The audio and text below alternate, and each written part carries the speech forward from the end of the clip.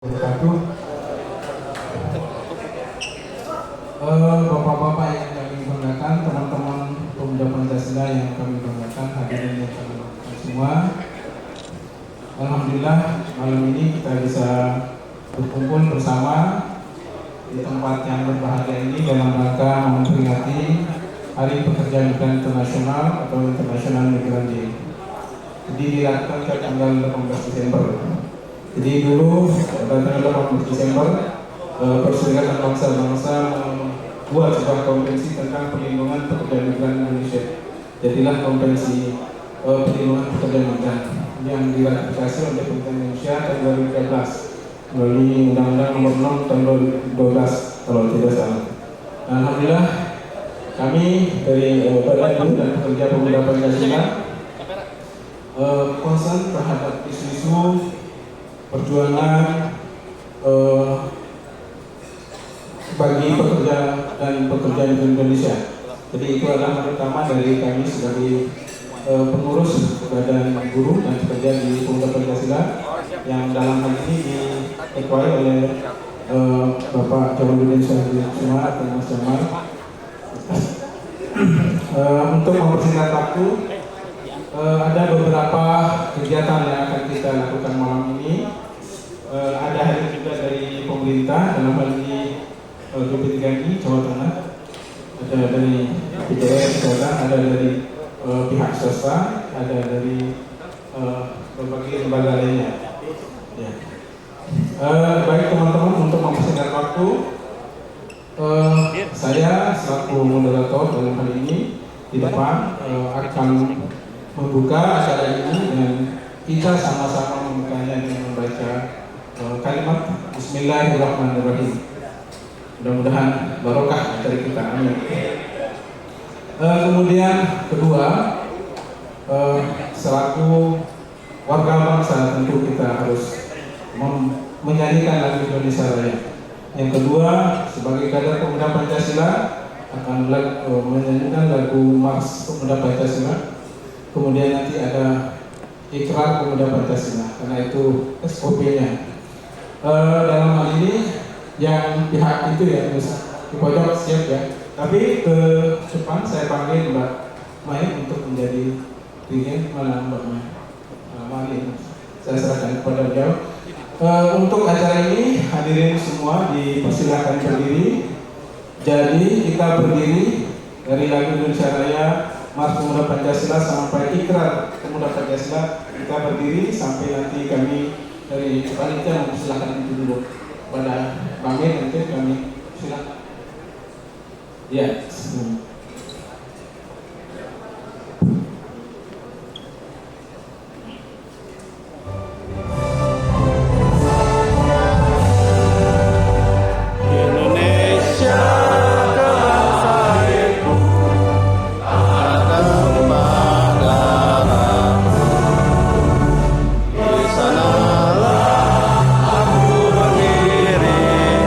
Dari mandu ibu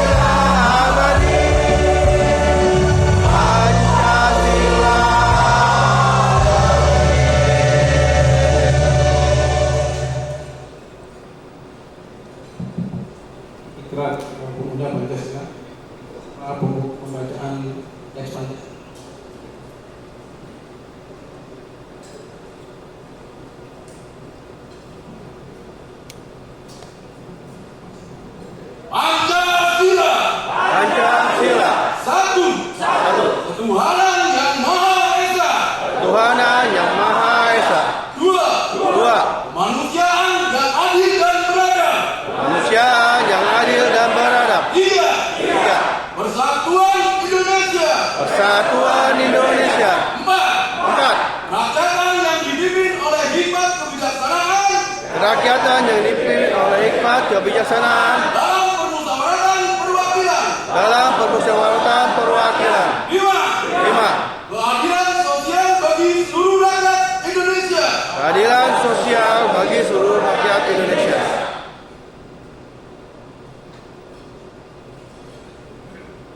Ikrar Pemuda Pancasila.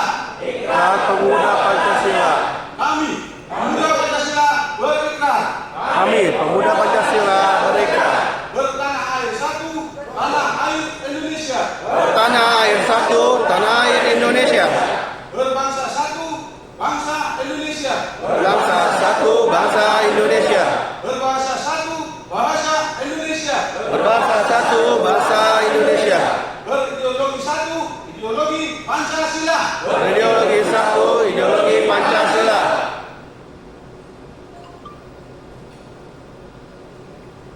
Terima kasih atas waktunya, kawan-kawan. Pada hadirin kami persilakan duduk kembali. Kita semua ya itu standar dari kita Pemuda Pancasila, karena kita adalah organisasi yang konsisten untuk memperjuangkan ideologi Pancasila. Mudah-mudahan kita tetap semangat ya, semangat. Kita lanjut saja ke beberapa acara kita. Ini ada agak banyak tapi santai. Apalagi tempatnya ini mendukung untuk kita lebih rileks ya. Mudah-mudahan masuk juga ya.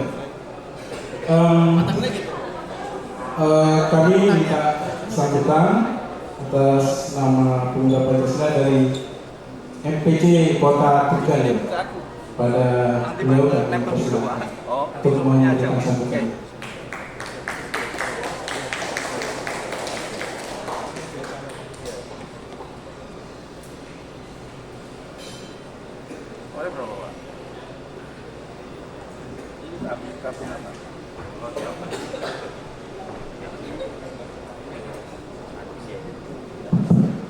Assalamualaikum warahmatullahi wabarakatuh.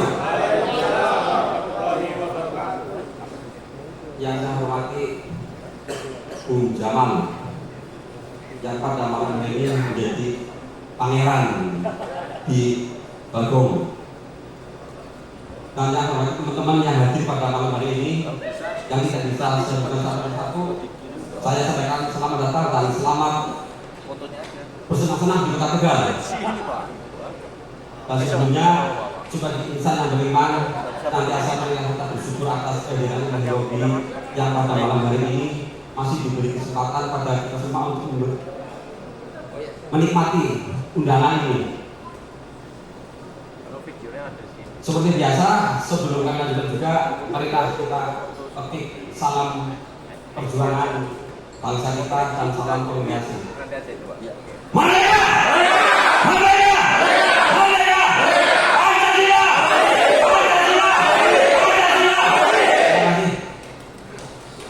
Tunggu teman-teman sekalian bahwa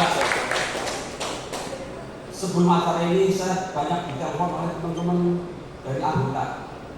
Izin Pak, apakah ada izin? Izin apa ya? Ada acara apa? Acara minggu. Acara apa itu?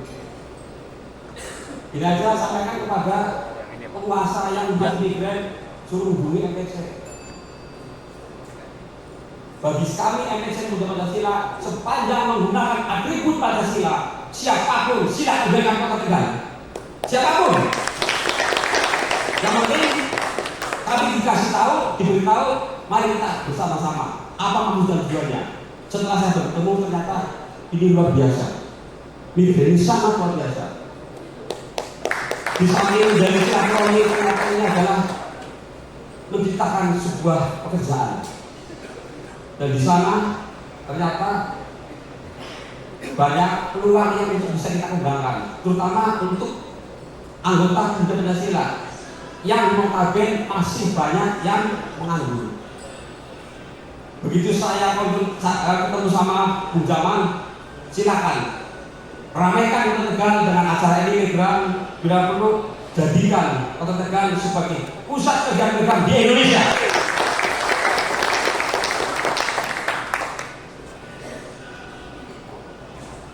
Saya ngajak untuk sekretaris yang bulan juga usaha di bidang seperti ini. Saya pernah sama beliau ngurus ke imigrasi, ternyata nyambung dengan ini, sehingga dunia ini sebenarnya itu sempit. Begitu ketemu mereka beliau nyambung, nggak tahu dirinya apa saya nggak tahu. Dirinya apa saya juga nggak tahu. Silakan dibicarakan, yang penting saling menguntungkan untuk kegiatan masyarakat juga bisa dinikmati. Dan semoga pada malam hari ini sesuai arahan dari Bu Jamal, tidak ada acara sulit di sini. Katanya senang-senang pulang jam 3:30 pagi katanya. Bagi yang muda-muda silakan tadi jam 4 pagi, baru kita berdua jam, berarti pas sampai 5:30. Bung Jamal setengah 4, biasanya muda ditambah 2 jam, kurang tambah 2 jam, berarti setengah berpulang. Sehingga kalau semua pulang, panjenengan persis simpang ayam keluar, panjenengan masuk. 20 tahun yang lalu saya pernah dijuluki sebagai remaja simpang ayam. Ayam keluar, saya masuk hampir tiap hari. Nah, sehingga silakan nikmati malam ini, bersenang-senang. Jangan ada rasa takut berlakukan. Begitu pakai goreng, saya bertanggung jawab, semuanya ada di goreng. Begitu panjenengan pakai goreng, ada yang nyakiti kulit, saya tanggung jawab.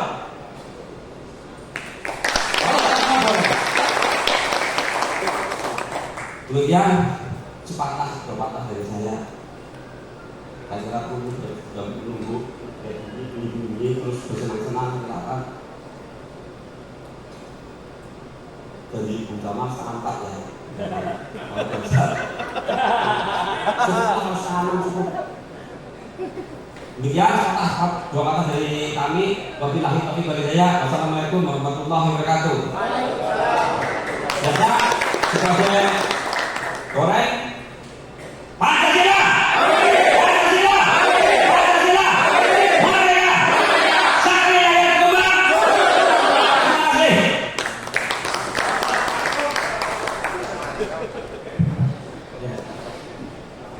Terima kasih Pak Ketua BC, sangat luar biasa sambutan beliau, karena ya di Kota Tegal selalu bersenang-senang kata beliau tadi ya, yang dari luar kota.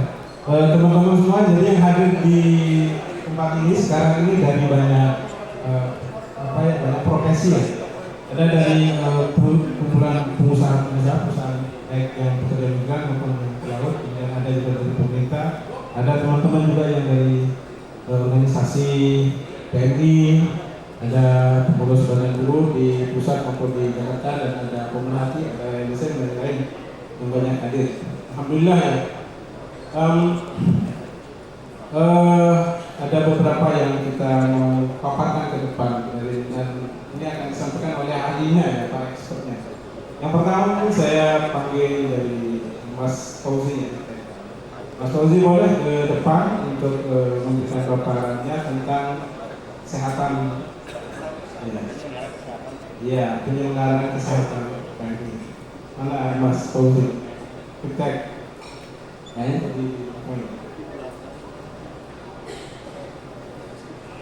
di depan Mas penyelenggaraan kesehatan, karena banyak hal yang perlu disampaikan di situ biar teman-teman yang hadir di sini nanti bisa mendapat manfaat. Jadi sebelum bersenang-senang nanti berbahagia, nanti kita isi dulu dengan pengetahuan kesehatan supaya sehat belajar. Ini konsepnya berdiri Mas Fauzi ini. Jadi waktunya dipersilakan sesuai dengan kesepakatan. Baik, assalamualaikum warahmatullahi wabarakatuh. Sebelumnya izinkan saya perkenalkan nama saya. Mungkin memang mirip-mirip Fauzi, tapi nama saya sebetulnya Ahmad Zaki. Kebetulan saya sebagai salah satu pengurus di Himpunan Pemeriksa Tenaga Kerja Indonesia atau HIPTEK. Jabatan saya sebagai Ketua Divisi Hubungan Luar Negeri di HIPTEK. Sebelumnya saya ucapkan mengucapkan juga terima kasih yang sebesar-besarnya untuk para pengurus Badan Buruh Pemuda Pancasila atas undangannya. Dan saya juga berterima kasih atas kehadiran kawan-kawan semua yang mungkin tidak bisa saya sebutkan namanya satu persatu. Saya ingin mengucapkan selamat Hari Buruh Internasional. Semoga kedepannya kita bisa memberikan hak-hak kepada seluruh buruh migran Indonesia. Yang ingin saya sampaikan pada malam hari ini adalah mengenai hak-hak kesehatan pekerja migran Indonesia. Mungkin slide-nya bisa ditampilkan, Pak.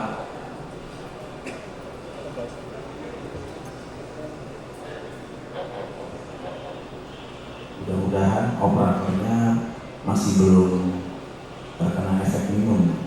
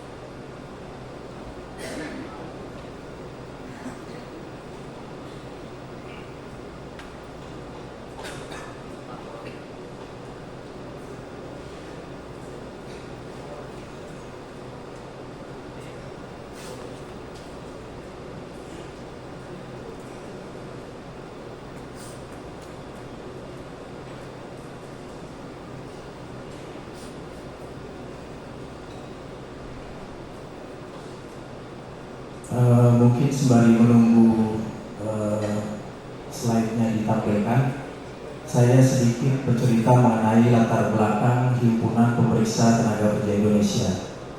Jadi Himpunan Pemeriksa Tenaga Kerja Indonesia atau HIPTEK itu adalah kumpulan dari rumah sakit, klinik, dan sarana kesehatan lain yang memiliki izin atau ditunjuk untuk memeriksa tenaga kerja dari Indonesia. Tujuan dari adanya asosiasi ini adalah untuk memberikan satu standar kelayakan medis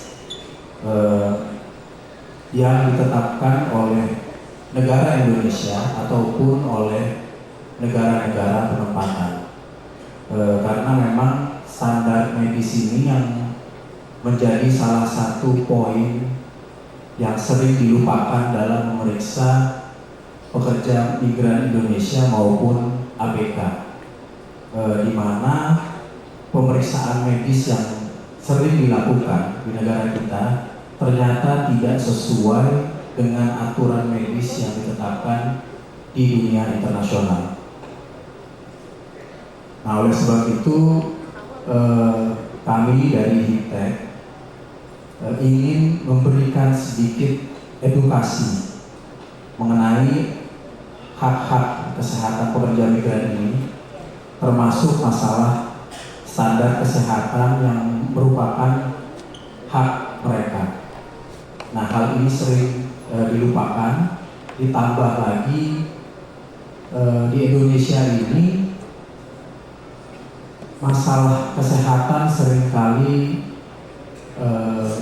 menjadi hal yang sifatnya hanya administratif, dan sebetulnya hal itu sangat berbahaya karena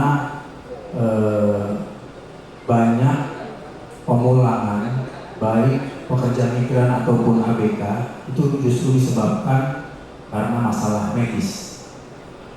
Oleh sebab itu perlu adanya satu pemahaman pada teman-teman semua. Oke. Wah, ini mungkin agak terlalu cuma apa? Oke, kita harus mulai. Kebetulan sudah ada di dalam slide bahwa dalam Undang-Undang Nomor 17 Tahun 2023 yang dikeluarkan mengenai kesehatan itu diatur bahwa pemberi kerja wajib menjamin kesehatan pekerja melalui upaya promotif, preventif, kuratif, rehabilitatif, dan paliatif. Nah, di sini mungkin aturan undang-undang ini tidak mudah ditetapkan karena di sini ditulis bahwa seluruh pemberi kerja juga wajib menanggung seluruh biaya pemeliharaan kesehatan pekerjanya. Nah, upaya kesehatan kerja itu dapat dilakukan dengan meningkatkan pengetahuan, kesadaran, dan kemampuan perilaku hidup sehat bagi pekerja. Nah, di sini mulai ada masalah karena banyak PMI kita, begitu juga dengan ABK, itu minim pengetahuan dan kesadaran untuk menjaga perilaku hidup sehat.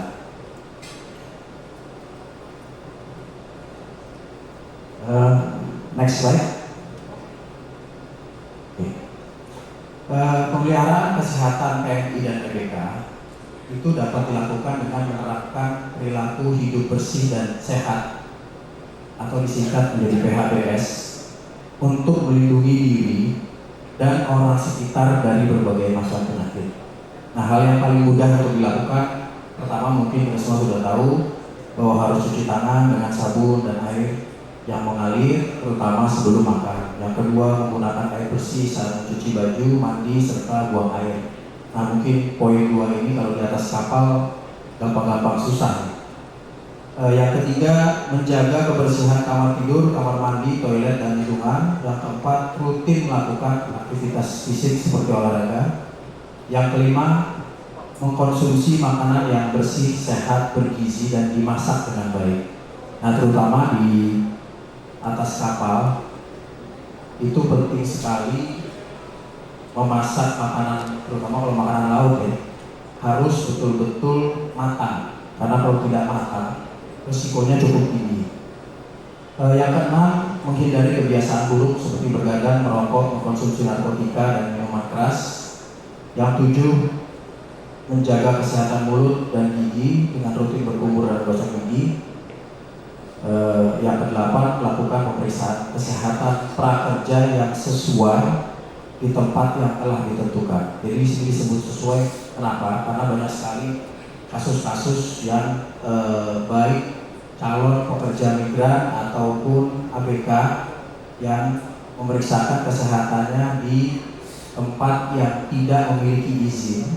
Dalam artian izin di sini tidak mendapatkan penunjukan dari negara penempatan atau bahkan di puskesmas. Ini mereka nggak tahu standarnya, jadi bisa menjadi masalah ke depannya. Next slide. Oke. Manfaat dari memelihara kesehatan yang pertama dapat meningkatkan produktivitas. Jadi lingkungan kerja yang nyaman, tubuh yang sehat, otomatis badan menjadi segar sehingga produktivitas itu meningkat. Yang kedua, terhindar dari berbagai penyakit. Nah, menerapkan perilaku hidup bersih dan sehat itu membuat tubuh kita lebih tahan terhadap penyakit-penyakit menular. Yang ketiga, sehat jasmani dan rohani, karena kesehatan jasmani seseorang ternyata berpengaruh kepada kesehatan mental. Yang keempat, menghindari biaya pengobatan. Tentunya sekarang ini kita sama-sama tahu bahwa biaya rumah sakit begitu tinggi, meskipun banyak yang berasumsi bahwa dengan adanya BPJS maka sekarang lebih murah, tapi sebetulnya tidak semua di cover oleh BPJS. Jadi itu juga menjadi satu hal yang perlu kita cermati. Kemudian yang kelima, dapat bepergian dengan nyaman. Nah, kita sama-sama tahu bahwa baik PMI ataupun ABK, pada saat bekerja di negara penempatan atau di atas kapal, itu suhu dan cuacanya berbeda dengan di Indonesia. Jadi tubuh lebih rentan terhadap penyakit, dan kalau memiliki penyakit kronis lebih cepat menjadi akut. Nah, yang terakhir, dengan menerapkan pola hidup sehat dan bersih, tubuh menjadi lebih berenergi dan bersemangat. Next slide. Ini yang tadi saya dengung-dengungkan, pentingnya pemeriksaan kesehatan yang baik dan benar bagi calon pekerja migran dan ABK. Pemeriksaan kesehatan yang baik dan benar hanya dapat dilakukan melalui fasilitas layanan kesehatan atau Fasyankes yang memiliki izin dan ditetapkan oleh pemerintah Indonesia dan oleh pemerintah dari negara penempatan. Pemeriksaan kesehatan prakerja di Fasyankes yang telah ditetapkan itu gunanya untuk mengetahui kerentanan dari calon pekerja migran Indonesia atau ABK yang mungkin memiliki kondisi-kondisi tertentu yang tidak sesuai dengan negara penempatan atau tidak di atas kapal. Kenapa tadi saya sampaikan begitu? Saya ambil contoh begini. Ada beberapa penyakit yang endemis di negara tertentu, seperti di Taiwan itu kita sama-sama tahu wajib diberikan vaksin MMR atau mumps, measles, dan rubella. Ketiga penyakit ini itu merupakan penyakit endemis di Taiwan. Jadi kalau orang itu tidak divaksin, maka dia rentan tertular tiga penyakit ini. Tujuan untuk mendapatkan pemeriksaan yang sesuai tadi, tentunya yang pertama adalah untuk menjaga keselamatan dari calon PMI dan ABK-nya. Jadi dengan mengetahui kondisi kesehatan para calon pekerja tadi, maka secara langsung kita juga menjaga keselamatan jiwanya mereka di tempat kerja. Yang kedua, untuk memenuhi hak-hak mereka, karena memang sebagaimana tadi tercantum di dalam undang-undang bahwa seluruh PMI dan ABK itu memiliki hak atas kesehatan mereka, baik prakerja, pada saat kerja, dan purna kerja, jadi setelah bekerja. Yang ketiga tentunya untuk menghindari repatriasi atau pemulangan. Jadi kasus-kasus pemulangan ini kan sudah cukup banyak. Nah, tujuannya mendapatkan pemeriksaan kesehatan yang baik dan benar ini untuk mengurangi resiko adanya pemulangan. Dan yang terakhir itu supaya para PMI dan ABK kita lebih mawas diri. Dengan mengetahui kondisi kesehatan mereka, tentunya itu juga berfungsi untuk menyelamatkan diri mereka dan keluarga mereka dari penyakit-penyakit yang menular. Boleh slide selanjutnya? Nah, bicara mengenai penyakit menular, nah ini memang sengaja topiknya saya buat bahaya penularan penyakit kelamin supaya agak bangun dikit. Jadi begini, sampai hari ini penyebaran kasus penyakit kelamin seperti sifilis dan HIV di kalangan calon PMI dan ABK ternyata masih cukup tinggi. Untuk laki-laki, penularan penyakit kelamin ini berdasarkan data Kementerian Kesehatan itu mencapai 62%. Jadi masih kayaknya laki-laki masih lebih bandel dari perempuan. Untuk bisa mengetahui dengan dini penyakit penularan dari penyakit kelamin ini ternyata cukup sulit, karena saya ambil contoh, masa inkubasi penyakit menular seksual itu umumnya cukup panjang. Jadi kalau bandelnya hari ini bisa ketahuan terkena penyakit HIV-nya mungkin 4 minggu ke depan. Sementara kalau untuk sifilis 90 hari ke depan. Jadi antara 30 sampai 90 hari itu baru ketahuan. Jadi bandelnya hari ini ketahuannya bisa sebulan kemudian. Nah, yang repotnya belum ada obat yang bisa menyembuhkan penyakit HIV dan AIDS. Jadi obatnya hanya untuk menekan pertambahan jumlah virus, supres disebutnya, tapi tidak bisa sembuh. Jadi orang yang terkena penyakit HIV dan AIDS ya sampai ajal menjemput akan terus ada. Sementara di wanita mungkin kalau dilihat persentasenya ternyata jauh lebih baik dari yang pria. Yang wanita 38% penularan penyakit kelaminnya berdasarkan data Kementerian Kesehatan.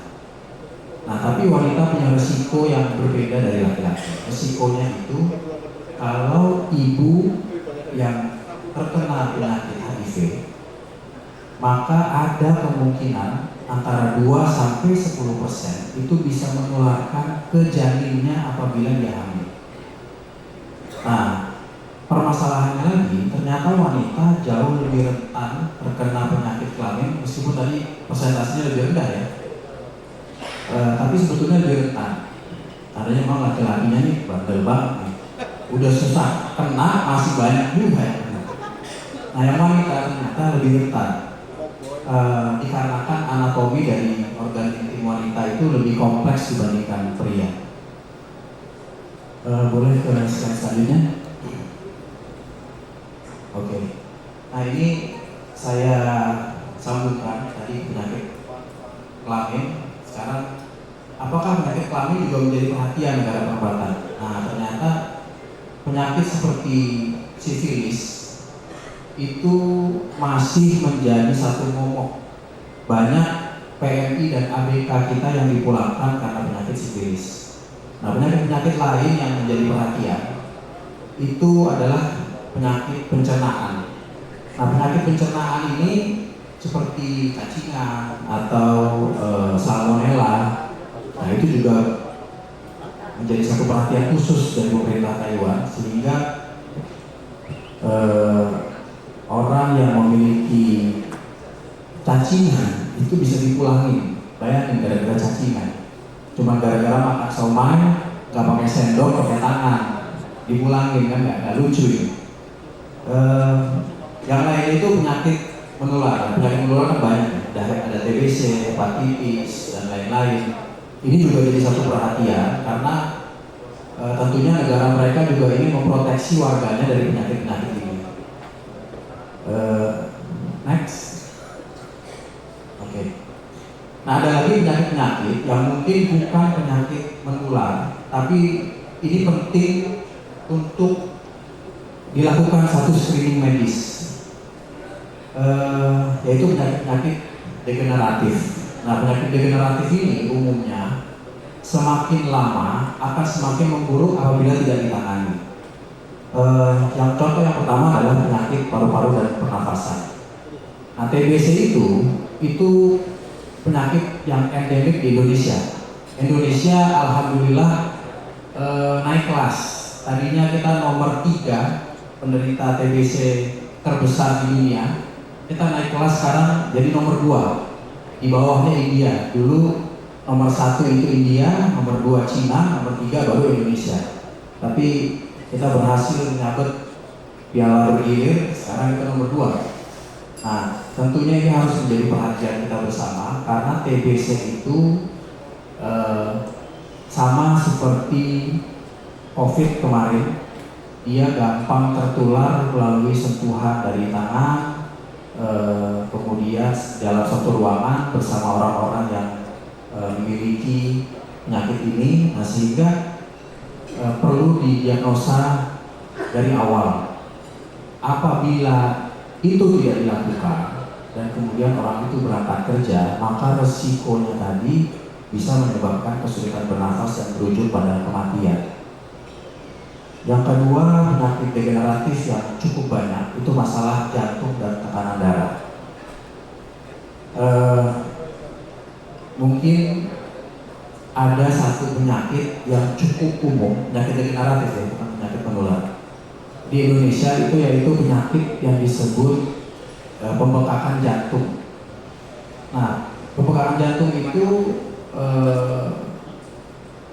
umumnya tidak disadari oleh orang yang memiliki kelainan tersebut dikarenakan tidak ada efek yang berakibat langsung. Nah, tetapi pada saat orang ini bekerja dan bekerjanya terlalu lelah,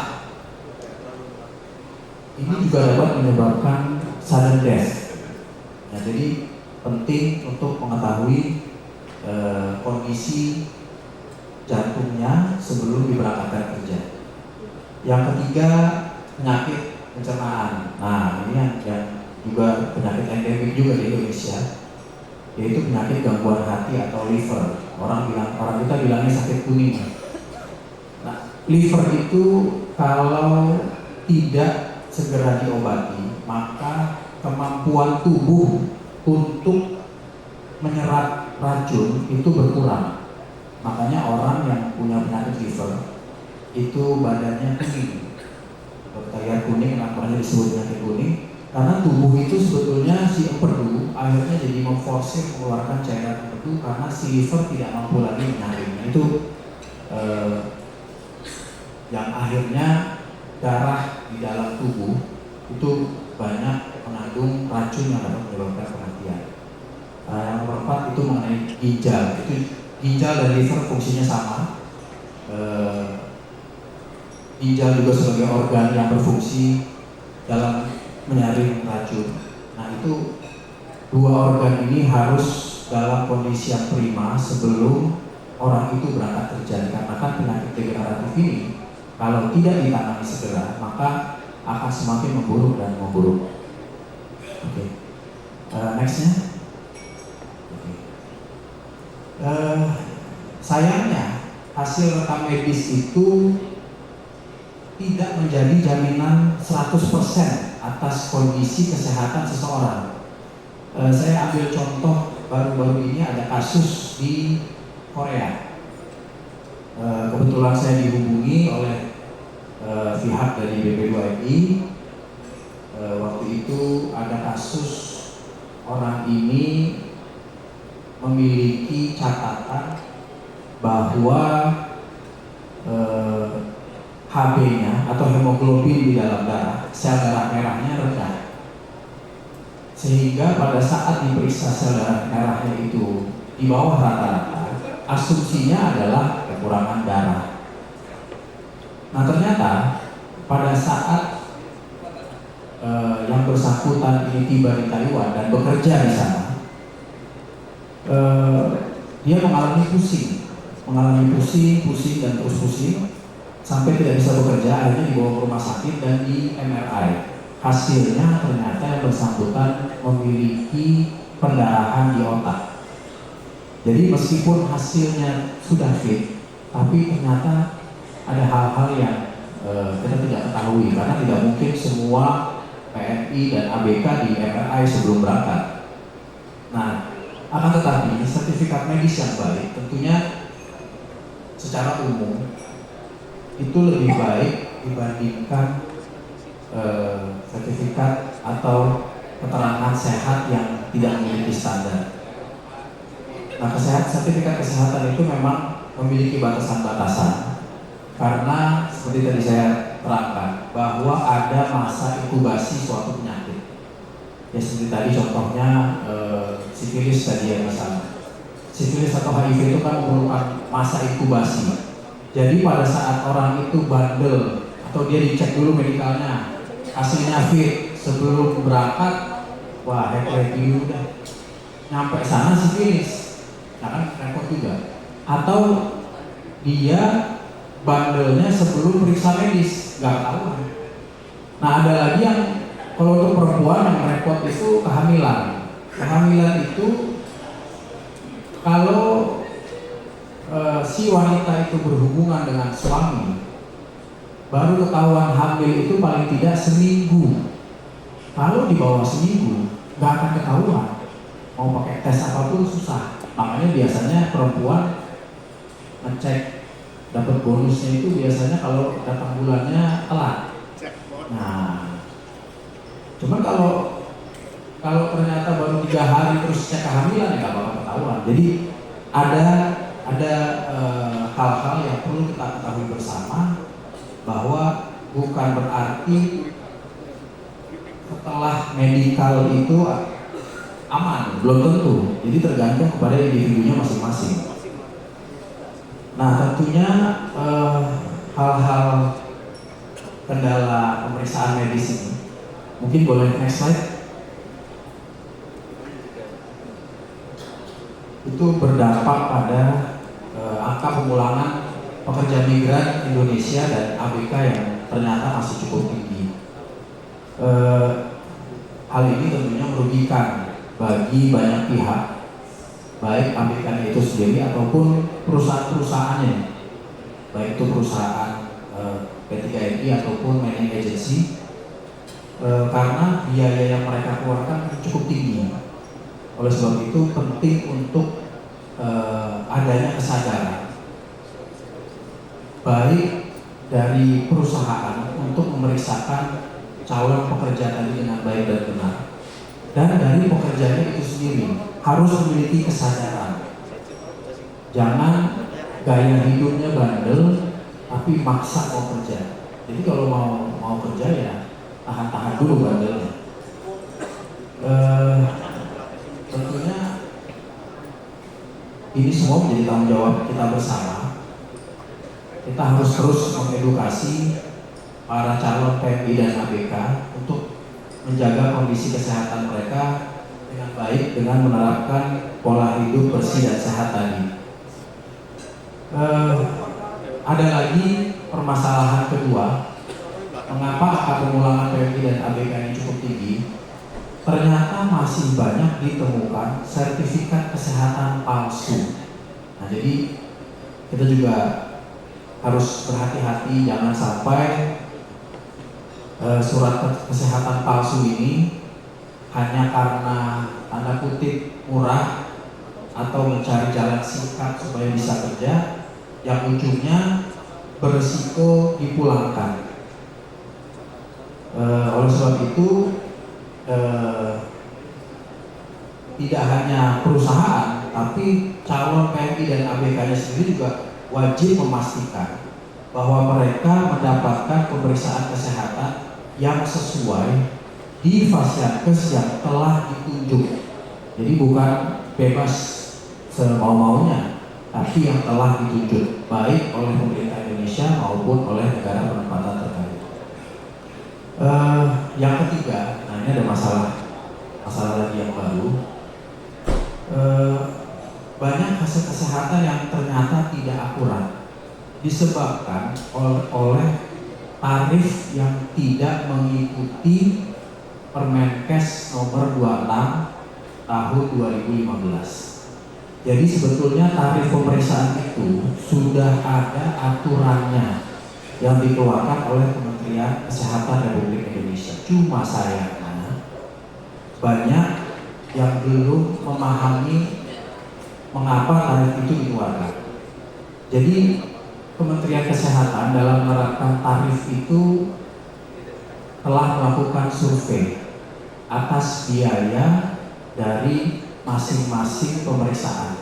Apabila angkanya di bawah itu, maka sudah dipastikan pemeriksaannya itu tidak dilakukan. Kenapa tadi saya bilang tidak dilakukan? Karena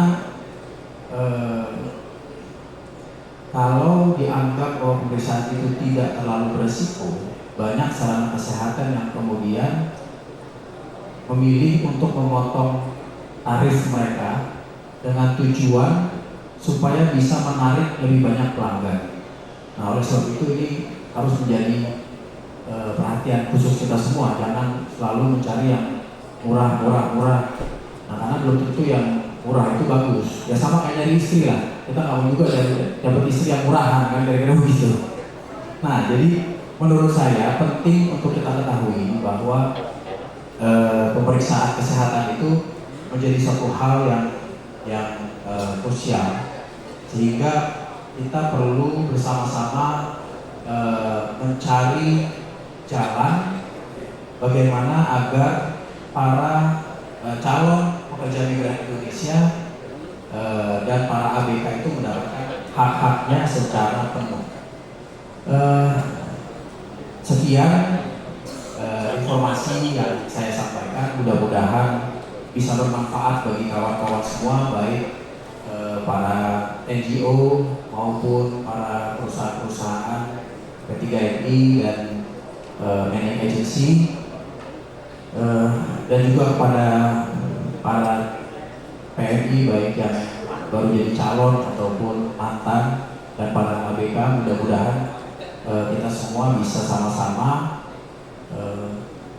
menjaga agar masalah kesehatan ini tidak terus-menerus menjadi momok yang serius. Selanjutnya mungkin ada salah satu anggota HIPTEK yang akan menyampaikan sedikit mengenai sarana kesehatannya yang tentunya sudah memiliki standar-standar yang diakui baik di Indonesia maupun di internasional. Kepada Ibu Rahayu, silakan Ibu.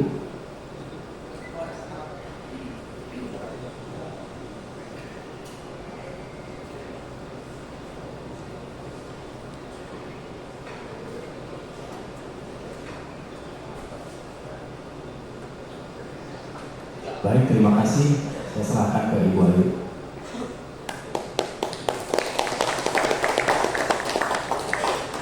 Terima kasih kepada Ibu Zaki. Baiklah, Assalamualaikum warahmatullahi wabarakatuh. Bismillahirrahmanirrahim. Alhamdulillahirrahmanirrahim. Alhamdulillahirrahmanirrahim. Ya Rabbana alhamdulillah ya Rabbil Zalali wa Sifati Sultani. Rabbi shrah li sadri wa yassir li amri wahlul 'uqdatam min lisani yafqahu qawli. Assalamualaikum warahmatullahi wabarakatuh. Terima kasih pada Pak Jamal dan terima kasih sudah mengundang kami dari klinik utama As-Sa'adah Bina Medika Cirebon. Yang saya hormati semuanya bapak-bapak yang hadir di sini yang tidak bisa saya sebutkan satu-satu. Semoga semuanya alhamdulillah dalam keadaan sehat, sehat dan selalu berbahagia dan selalu bersyukur atas nikmat yang Allah berikan kepada kita semua. Baiklah, kami dari klinik As-Sa'adah Bina Medika, klinik utama As-Sa'adah Bina Medika, silakan. Baiklah, nama saya Rahayu, biasa panggil lagi Wahyu. As-Sa'adah Bina Medika dan As-Sa'adah Medical Center adalah fasilitas layanan kesehatan yang telah mendapatkan izin dari beberapa institusi baik di dalam maupun di luar negeri, sehingga memiliki layanan pemeriksaan kesehatan yang luas. Institusi dalam negeri yaitu Kementerian Kesehatan Republik Indonesia, Kementerian Tenaga Kerja RI, Direktorat Jenderal Perhubungan Laut. Kemudian institusi luar negeri yaitu dari Netherlands Shipping Inspectorate, Kementerian Kesehatan Malaysia, Kementerian Brunei, juga Taiwan. Kemudian institusi dari luar negeri yaitu GCC, kemudian PNR, kemudian Panama Maritime Authority dan Oil and Gas UK. Next. Standar untuk pemeriksaan medisnya yaitu As-Sa'adah Bina Medika dan As-Sa'adah Medical Center memiliki beberapa acuan standar medis yang berfungsi untuk mengurangi masalah kesehatan para calon TNI dan ABK. Sebelum keberangkatan, standar tersebut ditetapkan oleh beberapa institusi baik dalam dan luar negeri, antara lain standar ketentuan dari pemerintah Indonesia, itu dari Kementerian Kesehatan, Kementerian Tenaga Kerja, Direktorat Jenderal Perhubungan Laut, BP 2 PMI.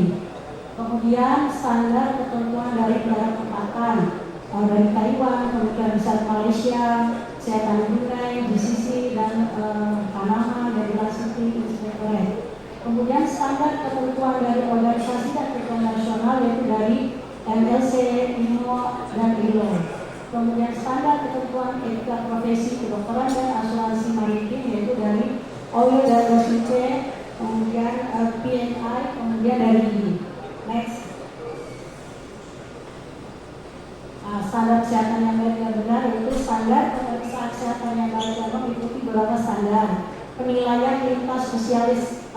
ilmu kedokteran sebagaimana disyaratkan seperti spesialis penyakit dalam, spesialis radiologi, spesialis patologi klinik, spesialis gigi, spesialis THT, spesialis mata, dan standar pemeriksaan dilakukan antara ini.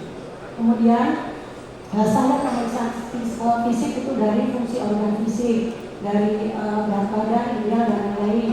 Kemudian pemeriksaan toraks, kemudian pemeriksaan laboratorium, kemudian standar vaksinasi. Vaksinasi ini biasanya sesuai dengan kemauan dari negara tersebut, karena beberapa negara akan meminta vaksin sesuai yang diinginkan. Seperti tadi yang Zaki bilang, seperti Taiwan tadi memerlukan vaksin yang berkaitan dengan biasanya seperti biasanya dengan obat cacing itu biasanya setelah medical check up untuk anak-anak Taiwan biasa kita beri obat cacing itu. Kemudian seperti contohnya kalau mau umroh kita bisa beri dengan vaksin meningitis, yaitu kita keluarkan kartu yang kuning gitu. Kemudian next, tujuan standarisasi pemeriksaan medis yaitu standarisasi medis pemeriksaan calon PMI dan ABK bertujuan untuk memastikan kondisi kesehatan para calon PMI dan ABK untuk dapat melaksanakan pekerjaan di lokasi kerja baik di darat maupun di laut yang umumnya memiliki kondisi cuaca dan situasi yang berbeda dari tempat asal, sehingga perlu dipastikan para calon PMI dan ABK tidak memiliki gangguan antara lain gangguan fisiologis. Jadi memastikan dokter memeriksa dan memastikan bahwa para calon pekerja tidak memiliki gangguan fungsi organ fisik yang dapat menimbulkan masalah.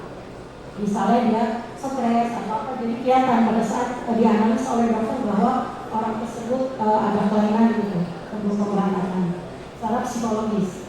Kemudian secara gangguan penyakit menular seperti yang Zaki ceritakan ya, tentang penyakit menular tersebut ya, seperti HIV, TBC, sifilis, hepatitis dan lain-lain, itu pemeriksaan insya Allah tuh semuanya wajib ada. Kemudian gangguan penyakit kronis yaitu memastikan para calon pekerja tidak memiliki penyakit kronis yang membutuhkan pengobatan intensif yang lama. Artinya sebelum pemberangkatan mereka melakukan check up dulu dengan baik. Kalau penyakit ringan mereka biasanya kita pending, diobatin dulu, setelah itu mereka balik lagi untuk diperiksa yang sakitnya. Jadi nggak semua diperiksa, tapi periksa yang sakitnya aja apa kita tidak aktifkan, tetapi kita beri waktu mereka untuk berobat dulu.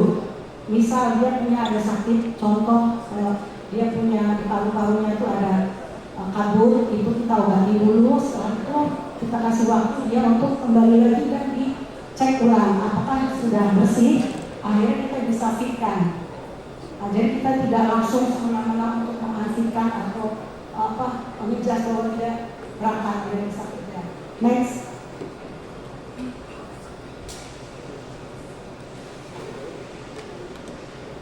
Next.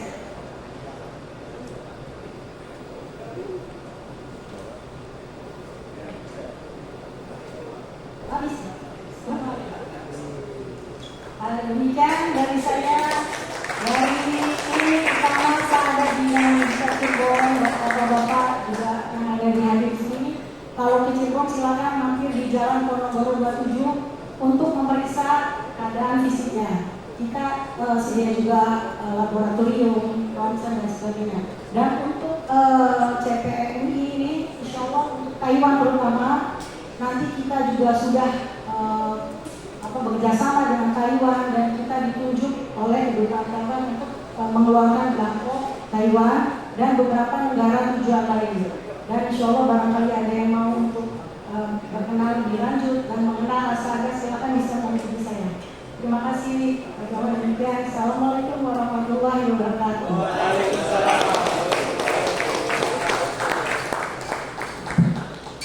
Terima kasih Mas Zaki dan Mbak Ayu. Bagus sekali pemaparannya ini ya, kesehatan. Ini kayaknya teman-teman calon PMI perlu diperketat sebelum mereka yang direktur-direkturnya juga perlu ini. Bapak direktur yang hadir kan tes kesehatan. Baik, terima kasih. Selamat datang Bapak Pujiono, Kepala Kepolisian DKI Semarang. Monggo Pak, silakan duduk Pak. Pak Puji, langsung kita kasih PN ini.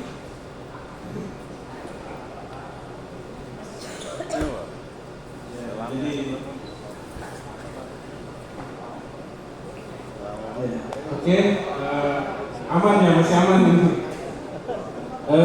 Teman-teman, jadi berikutnya kami ini ada beberapa perwakilan dari perusahaan, dari Pak Kausan mewakili Ajati, mungkin kami minta hadir di depan.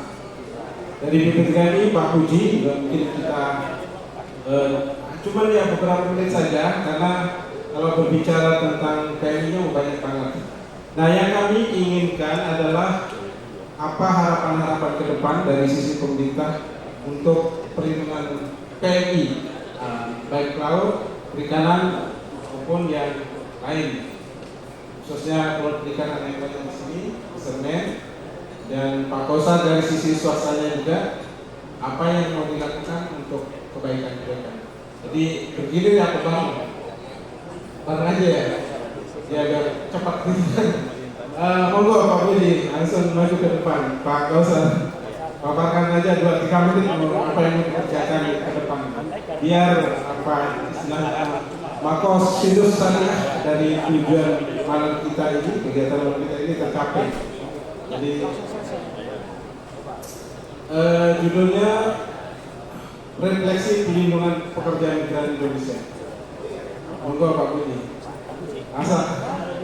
Nah, bareng-bareng aja biar cepat selesai. Kita kasih aplaus dulu. Buat diri kami di depan sih ya. Oke.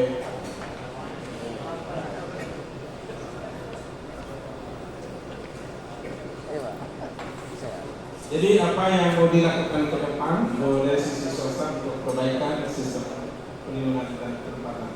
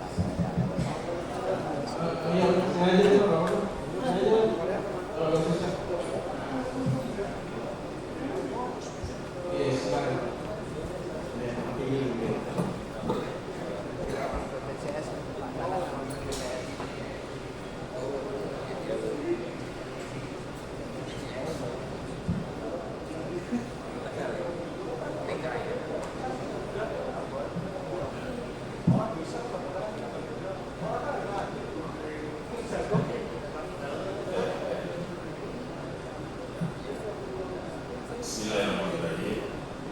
Assalamualaikum warahmatullahi wabarakatuh. Salam sejahtera untuk kita semua. Saya hormati Ketua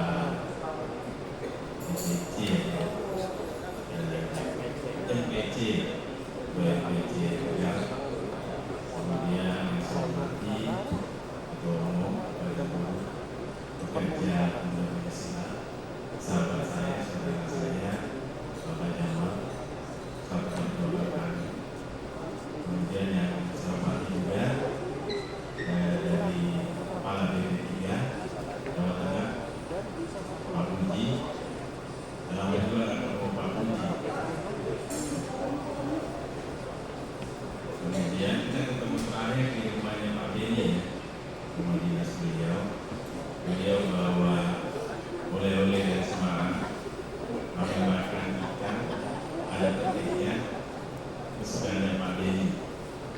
Kemudian yang saya hormati dari BPJS Kota Kabupaten dan yang saya hormati juga, alhamdulillah dari ITEK juga hadir. Salam dari saya untuk Pak Dokter ya, untuk ITEK. Kemudian yang saya hormati Bapak-bapak dari Pemuda Pancasila yang tidak bisa saya sebut satu persatu, dan ada juga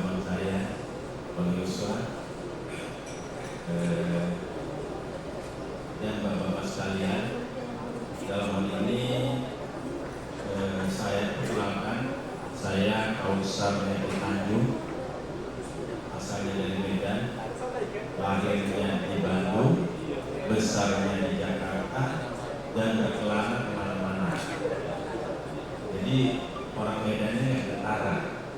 Kalau Bang Yosua tentara kali. Untungnya saya di Jakarta, masuk Jakarta tahun 1977. Kemudian saya meritnya tahun 2001. Usia saya 36 tahun. Orang Jakarta mungkin gak ada yang suka sama saya. Akhirnya saya dapat orang Medan. Maka saya sering pulang ke Medan. Jadi itu ya. Jadi kebetulan saya anak tentara. Jadi kami berpindah-pindah. Saya lahir di Bandung, kemudian bapak saya tugas ke Medan lagi, dan seterusnya dan seterusnya. Jadi anak kolong.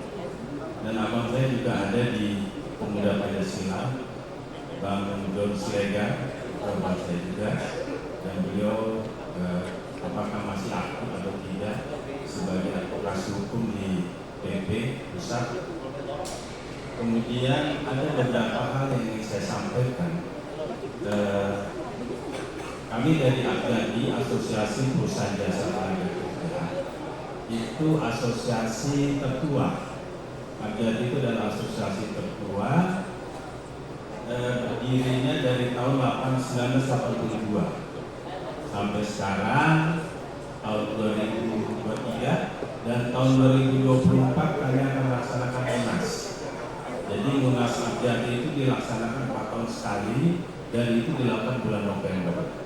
Nanti bulan November 2024 kami melaksanakan Munas. Dan saya termasuk orang di APJADI ini sudah 3 periode. Pertama 2012 saya sebagai ketua bidang organisasi. 2016 kami Munas lagi. Saya diminta untuk menjadi sekjen APJADI, dan 2020 kami Munas lagi, diminta juga menjadi sekjen APJADI.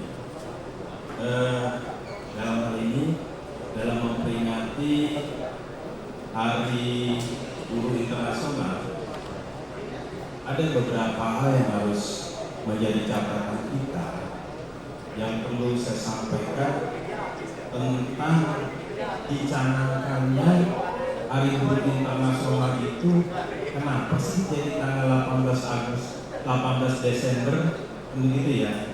Ini kita harus ambil dulu benang merahnya. Pertama, kalau kita lihat pada tanggal 4 Desember tahun 2000 itu oleh Majelis Umum Persatuan Bangsa-Bangsa itu dicanangkan tanggal 18 Desember itu menjadi Hari Buruh Internasional. Sebelum-sebelumnya ada nggak ada? Tinggal lagi dengan tema yang berbeda-beda, tidak seragam. Akhirnya Majelis Umum PBB mencanangkan tanggal 18 Desember itu menjadi Hari Buruh Internasional. Apa yang harus dicanangkan di situ adalah memperjuangkan hak-hak migran internasional. Itu yang menjadi benang merah yang diperjuangkan, yaitu hak-hak migran internasional. Berpindahnya satu orang atau beberapa orang ke negara lain mencari penghidupan yang layak, dan terjadi persoalan-persoalan, maka dicanangkanlah itu. Itu dicanangkannya, diumumkannya tanggal 4 Desember tahun 2000. Kemudian diperkuat kembali pada tanggal 14 dan 15 September tahun 2006 diadakanlah dialog oleh Majelis Umum Perserikatan Bangsa-Bangsa dengan tema diskusi tingkat tinggi tentang migrasi internasional dan pembangunan internasional. Artinya ini sudah diangkat. Tahun 2000 dicanangkan, dan tahun 2006 diperkuat lagi tentang pengukuhan. Pengukuhan harus menjadi pusat perhatian tentang migrasi internasional, berpindahnya masyarakat ke negara satu dan ke negara lain. Ini menjadi sebuah keseriusan karena banyak persoalan-persoalan trafficking dan lain sebagainya, penganiayaan dan lain sebagainya, pelecehan dan lain sebagainya diperkuat kembali 2006 itu dibahas tingkat tinggi dialog di Majelis Umum PBB. Maka hari ini kita melaksanakan Hari Migran Internasional. Itu ada tema kunci yang menjadi rujukan kita. Apa sih kuncinya? Pada saat dialog tingkat tinggi di tingkat tinggi di PBB tersebut, tiga yang dicanangkan pada saat itu, yang menjadi perjuangan kita pemuda Pancasila, masyarakat dunia ada satu. Ketika terjadi migrasi internasional yang tidak bisa dibendung, akhirnya menjadi sebuah fenomena baru dan sangat positif untuk perkembangan, pertumbuhan negara tujuan dan negara si pekerja migran.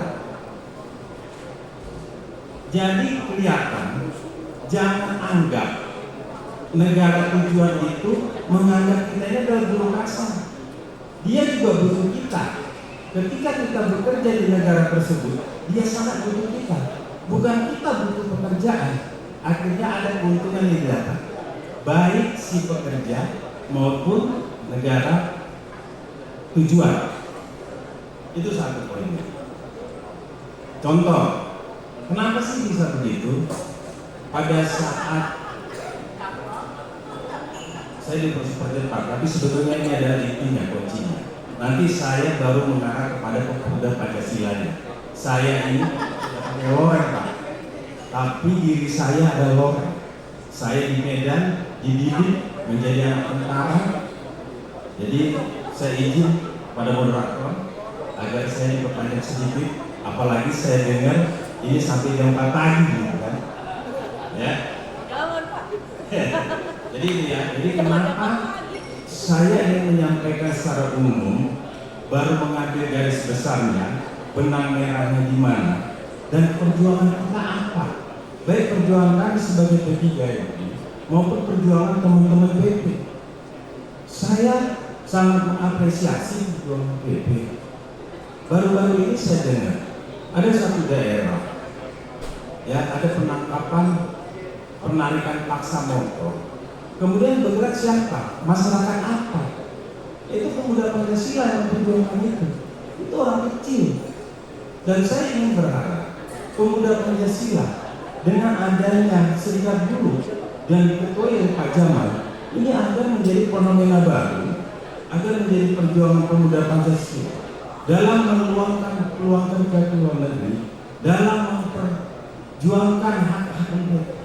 Jadi mohon izin moderator dan saya mohon izin semua para hadirin, izinkan saya kasih waktu. Baru nanti saya akan buat kesimpulan kemana arah tujuan daripada perjuangan yang pada hari ini kita melaksanakan Hari Migran Internasional. Kembalikan lagi. Kedua, tadi saya sampaikan pada tahun 2006 itu ada 3 misi yang harus diperjuangkan sampai hari ini. Yang satu adalah bagaimana terjadinya migrasi internasional yang menguntungkan kedua belah pihak, baik negara pengguna maupun negara sumber. Mereka diuntungkan dalam pembangunan, mereka diuntungkan dalam ekonomi. Bagaimana Malaysia ketika hancur, Dubes kita menyatakan stop, tenaga kerja yang berangkat ke Malaysia tidak boleh memberangkatkan untuk ladang sawitnya. 1 minggu, 2 minggu negara Malaysia teriak meminta kembali Indonesia untuk mengirim tenaga kerjanya ke Malaysia. Apa bargaining Indonesia pada saat itu? Duta besar kita menyatakan, oke, kita harus membuktikan bahwasanya Anda tidak menerima pekerja migran yang ilegal. Dan itu terbukti. Dan itu ditandatangani. Itu ditandatangani langsung ke istana.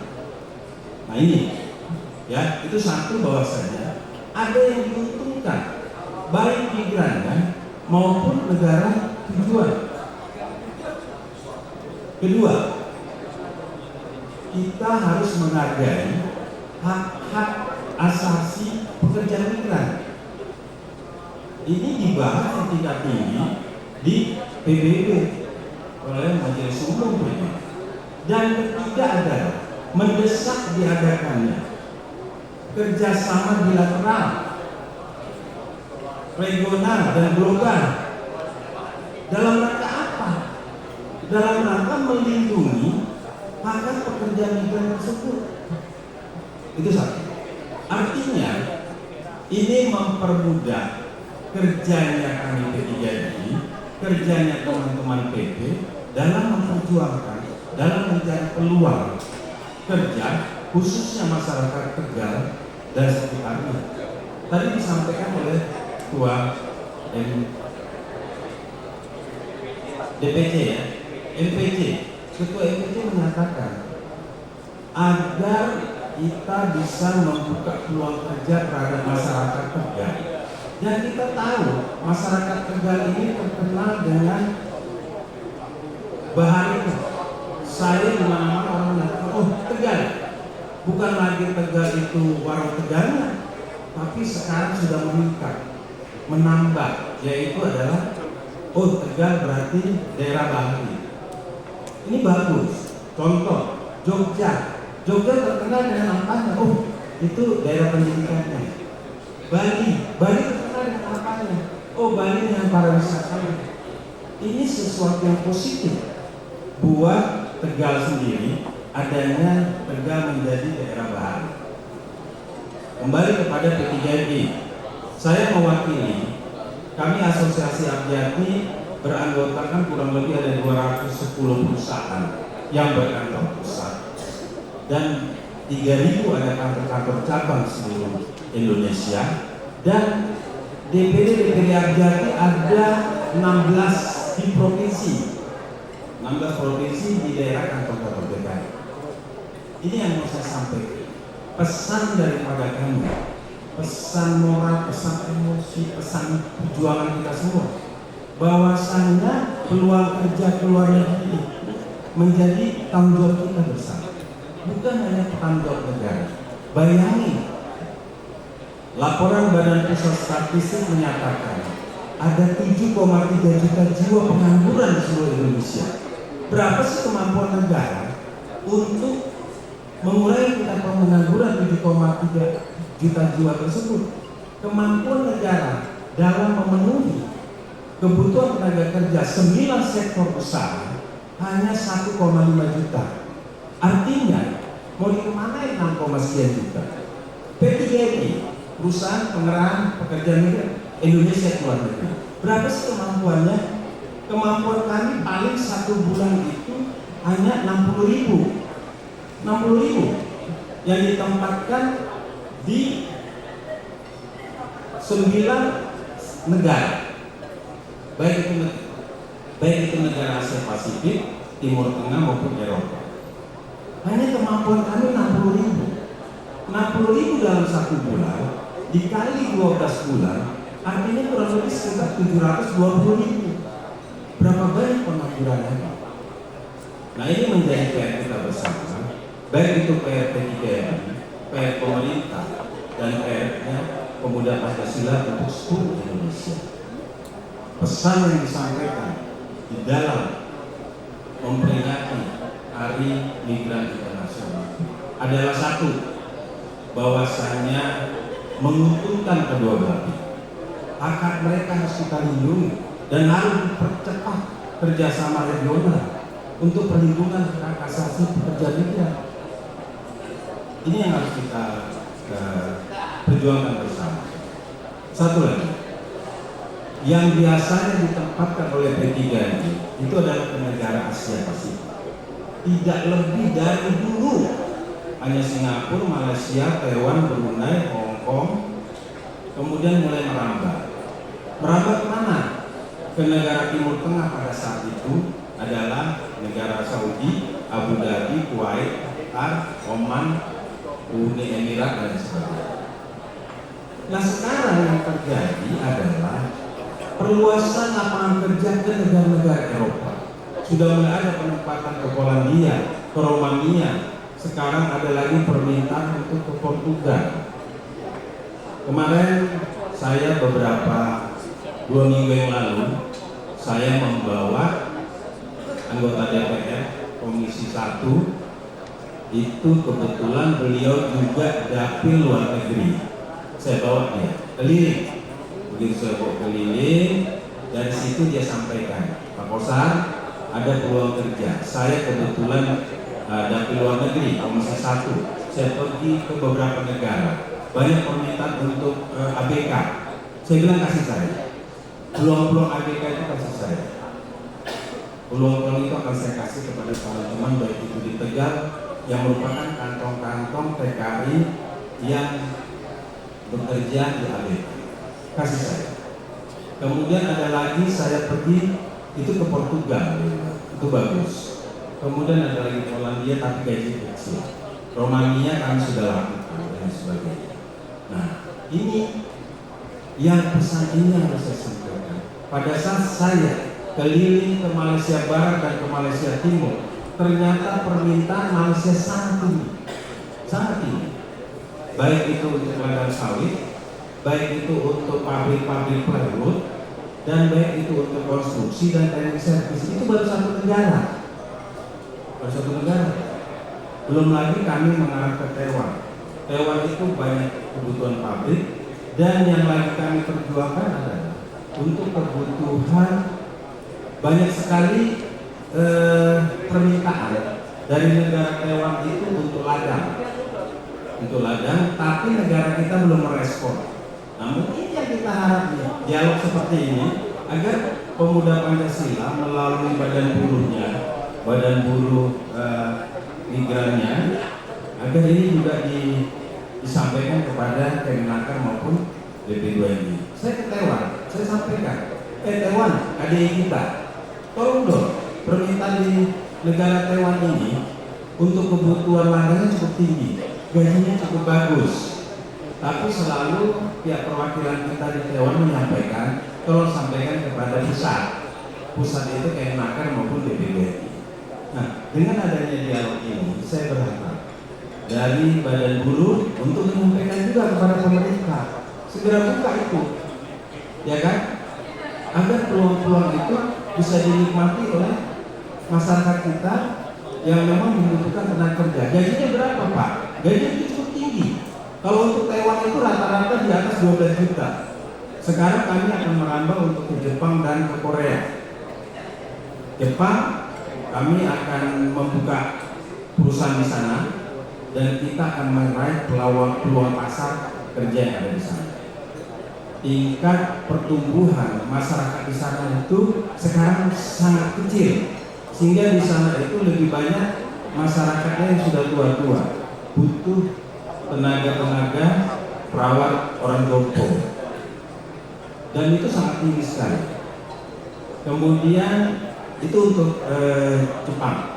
Untuk Korea, kami banyak permintaan untuk ABK, dan ini mungkin akan kita kerjasamakan segera.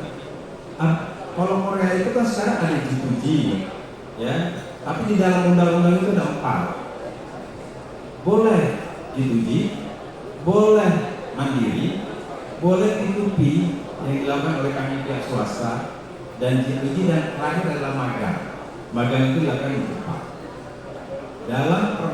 Dalam kesempatan ini kami minta ada statement daripada Ketua Badan Buruh agar Jepang yang tadinya magang harus dibuka kesempatan untuk swasta yaitu P3MI. Kita berharap juga agar Korea dibuka seluas-luasnya untuk swasta. Supaya apa? Supaya mengurangi tingkat pengangguran yang saya buat tadi hitung-hitungannya masih sangat tinggi, kurang lebih sekitar 5 juta lebih pengangguran terbuka. Mau kemana kan ini? Ya kan? Kalau orang udah bicara perut, senggol dikit bisa ribut kan? Yang kasihan siapa?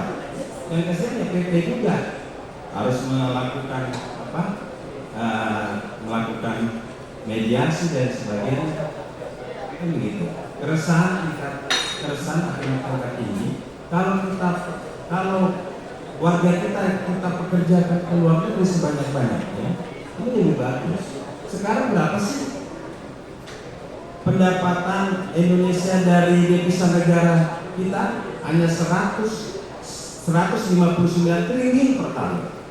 Pada saat hati-hati diterima oleh Pak Presiden Jokowi, beliau selalu menyatakan begini, nanti saya akan mengurus tentang SDM. Contoh Filipina itu ternyata pendapatan devisa negaranya dia 750 triliun per tahun. Bayangkan 750 triliun per tahun. Sedangkan kita 159 triliun per tahun. Banyak sekali harus kita. Oleh karenanya dalam kesempatan ini saya berharap agar ini menjadi concern pemuda Pancasila untuk bagaimana migran itu menjadi partner hak-hak mereka. Nah, kembali lagi masa sekarang adalah masa di mana kita ini tahun politik. Saya mendapatkan info dari Malaysia, ada 100.000 lebih yang belum terdata. Dia punya hak pilih, dan ini juga saya minta agar disuarakan oleh Badan Buruh. Ada 100.000 yang punya hak konstitusi untuk melakukan pemilihan, dan ternyata PPLN-nya belum dicatatkan. Kita minta hari ini agar Badan Buruh menyampaikan kepada KPU, Bawaslu, agar diverifikasi ulang yang punya hak pilih. Itu baru Malaysia, belum lagi Taiwan dan sebagainya. Saya pikir itu ya, karena ini singkat. Jadi saya pikir itu pesan-pesan saya. Bahwasanya mari kita kerjasama antara P3 kami swasta dengan pemuda Pancasila. Yang pada tahun ini alhamdulillah pemuda Pancasila sudah ada perhatian terhadap migran, maka terbentuklah Badan Buruh Migran. Oleh karenanya saya terima kasih dalam kesempatan ini saya memberikan pemaparan dan mudah-mudahan ini kita bisa lakukan per 6 bulan ya kan, untuk membantu negara juga. Bagaimana kita bisa mengurai tingkat pengangguran yang 7,5 juta tersebut, begitu ya. Demikian saya kira, dan kalau ada yang saya sampaikan kurang bagus, kurang berkenan, saya mohon maaf. Dan saya akhiri, assalamualaikum warahmatullahi wabarakatuh. Lumayan. Terima kasih Pak Wakil. Mudah-mudahan bisa kerjakan ya.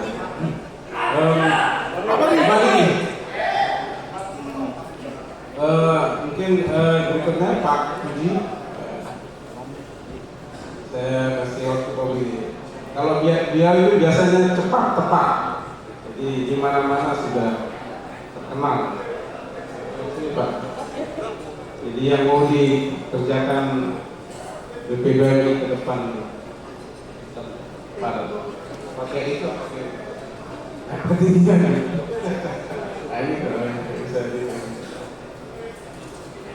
Assalamualaikum warahmatullahi wabarakatuh. Waalaikumsalam warahmatullahi wabarakatuh. Selamat malam, salam sejahtera untuk kita semua.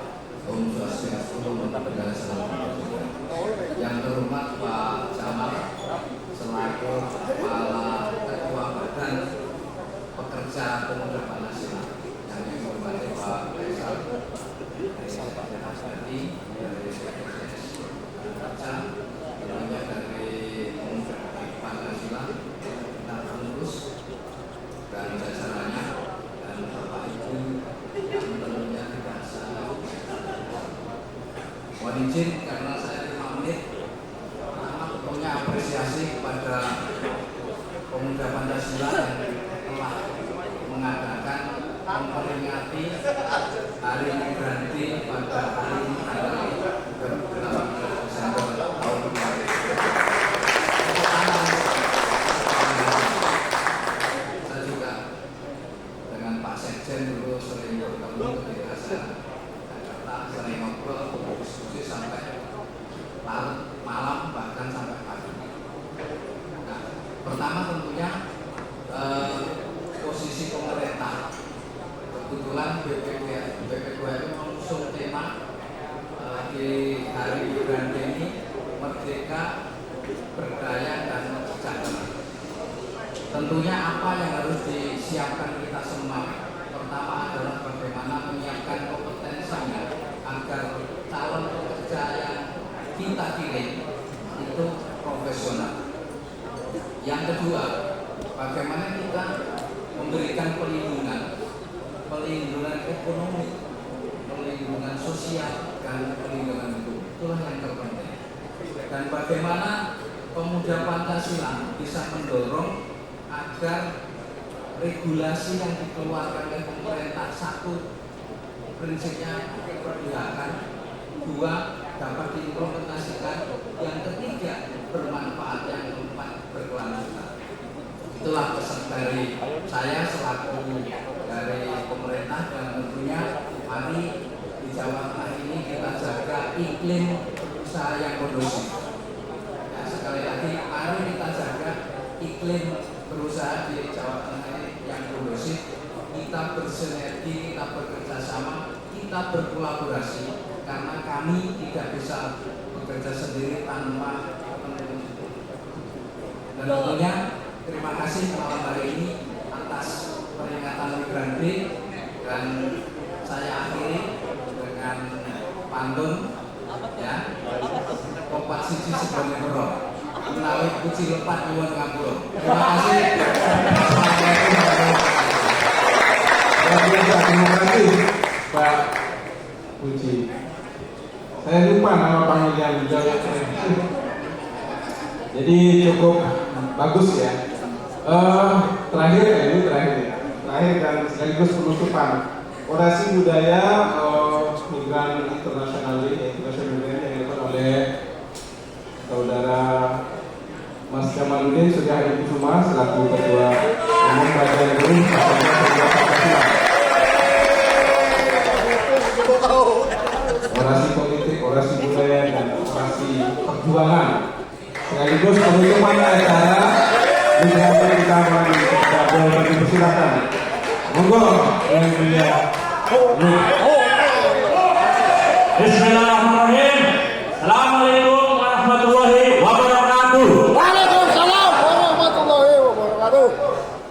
Yang saya hormati Ketua NPC Pemuda Pancasila Tegal, Bapak Edi, dan Sekretaris dan peserta jajarannya.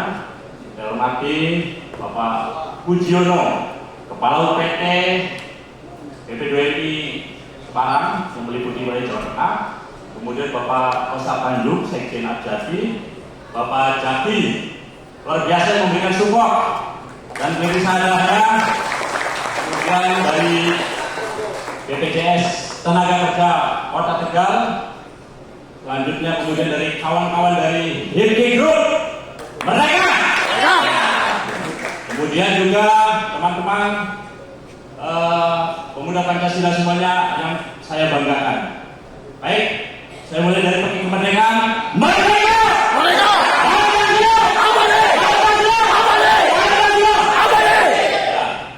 Hari ini, alhamdulillah, kita di tanggal 18 Desember memperingati Hari International Migrant Day atau peringatan Hari Pekerja Migran Internasional, yang hari ini tadi siang Bu Ida Menaker merayakan di Lampung. Kemudian Ini Randani, beberapa kepala BPWNI dan BPWNI melaksanakan peringatan Hari Pekerja Migran di Senayan, yang dihadiri 4.300 pekerja migran, dan kita hari ini malam ini kita juga bisa mengadakan di Kota Tegal tercinta. Tadi sudah dijelaskan di Borang oleh Pak Kosa bahwa bagaimana sejarah migran ini, ya kan, kesepakatan oleh beberapa negara dari suatu konvensi 1990 tentang perlindungan pekerja migran dan anggota keluarganya, yang sudah juga diratifikasi oleh pemerintah Indonesia pada tahun 2012 ya, yang lalu ya, pasca 2011 International Convention yang dihadiri oleh Presiden SBY di Jenewa, dan kemudian saya juga ikut hadir di sana. Lalu pasca kejadian itu dipancunglah satu pekerja migran kita Riyadi di Arab Saudi, dan kemudian itu menjadi pergolakan cukup rame isunya, lalu kemudian pemerintah mulai kemudian meratifikasi konvensi tersebut karena itu menjadi standar-standar yang bisa diadopsi untuk regulasi-regulasi di Indonesia. Hari ini saya mengambil tema refleksi perlindungan. Artinya bahwa kita menginginkan bahwa apa sih indikator keberhasilan? Itu kan mulai dari perlindungan. Ya kan, perlindungannya seperti apa? Yang kedua, jumlah penempatannya ini. Yang kita kenapa kemudian adalah bagaimana perluasan kerja luas-luasnya. Karena memang kita tidak pungkiri bonus demografi kita cukup tinggi. Angkatan usia produktif 18 sampai 50 tahun ini cukup luar biasa. Kita masih ingat SDM sumber daya alam kita dijarah oleh asing. Yang tersisa apa? Anak cucu kita hanya meninggalkan hutan. Sisa kita hanya laut yang karena memang belum dikelola secara serius. Maka kemudian tinggal apa? Sumber daya manusia. Sumber daya manusia ini pun kalau tidak dikelola dengan baik ini akan sangat berbahaya. Kenapa? Anda bayangkan ya, kalau kemudian pengangguran meningkat luas, maka tidak dikelola dengan baik akan menjadi chaos. Karena apa? Itu tadi urusan perut, ya kan? Nah ini artinya apa? Ini bisa menjadi suatu keuntungan kalau kemudian ini dikelola secara baik. Tatkala apa? Ketika negara-negara yang mereka membatasi satu anak, contohnya Jepang. Jepang ini membatasi satu anak, maka hilang satu generasi. Sementara mereka itu adalah negara industri yang mereka membutuhkan tenaga kerja. Artinya apa? Gaji sekarang berapa? 30 juta di Jepang. Kenapa kuota kita tidak terpenuhi? Kenapa pemerintah pusat justru menghambat dengan sistem, ya kan? Sistem ini harus dibenahi supaya apa? Peningkatan remittance kita tidak kalah dengan Filipina. Filipina per tahun sudah di angka 600 triliun. Kita masih di angka 159 triliun. Artinya apa? Ini indikator bahwa ini kalah sama Filipina. Kuncinya adalah bagaimana peningkatan sumber daya manusia ini dikelola secara serius. Ini kan cukup luar biasa. Tegal, ini kan hadir di teman-teman perusahaan ini. Ini kan juga harus dikelola, Pak. Jadi refleksi ini tujuannya adalah untuk bagaimana kemudian pemerintah pusat, pemerintah daerah mengingat bahwa revisi undang-undang ini kan yang tadinya kebijakan itu apa pusat ya kan, sentralistik di pusat, ini ada desentralisasi pembagian kewenangan sampai ke daerah. Ini harus dimanfaatkan oleh Pemda-Pemda ini untuk bagaimana serius membangun SDM ini. Anehnya, jonder bahwa di beberapa daerah ternyata BLK-BLK-nya pada mangkrak. Nah ini yang harus jadi evaluasi. Karena saya masih ingat sejak zamannya Caimin, Menaker dulu bilang bahwa pentingnya program revitalisasi terkait dengan BLK-BLK. Kemudian ditambah lagi zamannya Anita Kiri sampai kemudian Winda ada program BLK komunitas. Satu BLK dibangun 1 miliar. Sekarang udah 2 triliun. Hasilnya apa? Ini harus diawasi, ini harus dievaluasi. Kalau kita ingin serius untuk kemudian membangun, kemudian bergeni posisi di negara penempatan, maka SDM kita harus dilatih. Kalau Filipina ya jelas. Perawat kita di luar negeri masih menjadi asisten perawat. Filipina perawatnya, kita asisten perawat. Begitu juga teman-teman pelaut. Untuk diakui sertifikasinya, maka harus sekolahnya di mana? Di Filipina. Ini menjadi PR buat pemerintah kita. Kenapa? Kalau kemudian kita tidak serius membangun untuk membangun berbagai posisi yang ada di susah. India, Filipina, kepada negara penempatan, dia akan mengatakan, berapa sih kalian mau ngambil tenaga kerja kita? Berani menggaji berapa? Dari Indonesia, ini justru diserahkan pada pasar. Maka wajar saja kalau kita tidak dihargai, kita kalah bersaing. Kuncinya adalah pemerintah serius dengan SDM, dengan membangun balai latihan kerja yang melibatkan swasta-swasta supaya tidak di terus. Oke, sebagai penutup bahwa kita ingin agar pemerintah mulai serius membangun regulasi harmonisasi undang-undangan yang saat ini diusulkan oleh teman-teman menyampaikan sinergi antar lintas departemen semoga bisa selesai ke depan 2024 kita bisa mendapatkan presiden yang peduli terhadap jaminan kita dan bisa memilih pembantu-pembantunya yang lebih pro terhadap pekerja migran. Demikian dari saya sebagai penutup, kita berjumpa dengan mengucapkan Alhamdulillah Rabbil Alamin. Pancasila! Pancasila! Pancasila! Merdeka! Wassalamualaikum warahmatullahi wabarakatuh. Sekali lagi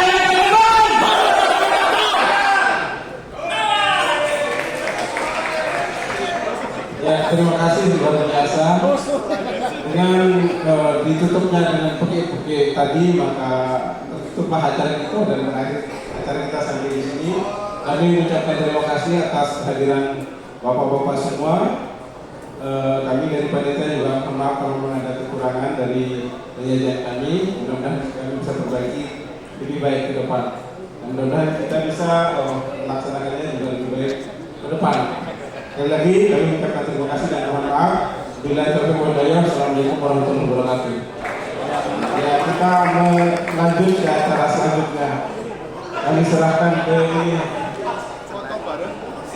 Betul. Foto bersama ketua.